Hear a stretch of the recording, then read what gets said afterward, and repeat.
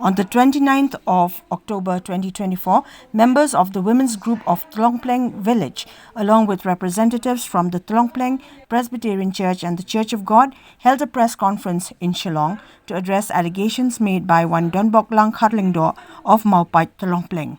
The claims concern an alleged attack on the 26th of October involving Pelcy Snaitang and Kingborman Disiar and their group against Philstar Snaitang, with video footage of the incident circulating among villagers.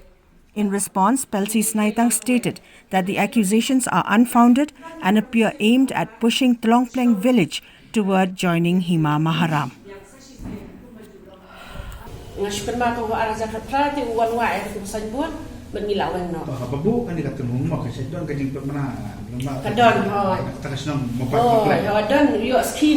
Yo shibun ki scheme na Southwest Kasihel district. Yo shibun ki scheme. So ta shu man kasi man ka tayo panbana ka scheme ka ta kasem siang kasem si arga sam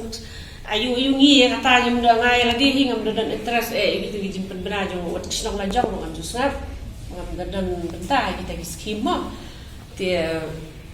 tang bating teng pada kisidan ki beri u pertasnong ang ki ong ne lada dan mana kita ki bawal ki banuat banuat kita ni tung ho ngin pen kuet chi sendan mo te kata ka di kuai ka ba kham tam u to wei le u ba buat hai u Donboklang ka teng e tu ngam tip mo u kuram sela ma u ta si buat ha u nong buat jo Kharlyngdoh udah pertama lagi mai ben shit ben dam e jing snow lu kon samla ba lada dan mana banuat kita kan ni tung hong ngin pen kuet sendan tengah tak ada me hani ngam sim belum iki kon sablane eno ngayang rang bahi la de gom kata manager bat lengkap tu kan dingut ibreu rang ba jo sinau bat rang ba jo pur man ye lek ocal ni lek no to ai ngesutna de tamo na manga ni dikikat yang akan no semua memang ada kan no yalam ada hi ben syathat ada hi ben syakhan tho ada hi ben syak dokti memang tang manga baru ki no yalam ada ki rang ba snong ne ki no ki syakhan tho ha mo